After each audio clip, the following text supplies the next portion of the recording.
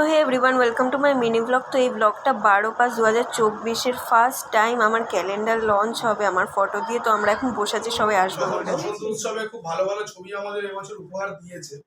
কারণ তো শ্যামকে আমি বলেছিলাম তোমার চোখে সেরা 10টা মডেলের ছবি তোমাকে দিতে হবে, ঠিক আছে?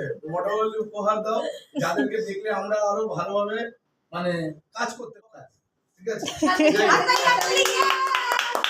আমাদের টেবিল ক্যালেন্ডার বেসিক্যালি কি হয়, আজকে ধরো সিলভিয়ার ছবি আছে জানুয়ারি মাসে, আবার জন্যই এই জিনিসটা সারা বছর আমরা এই দিচ্ছি। যাই হোক, তোমার হাতে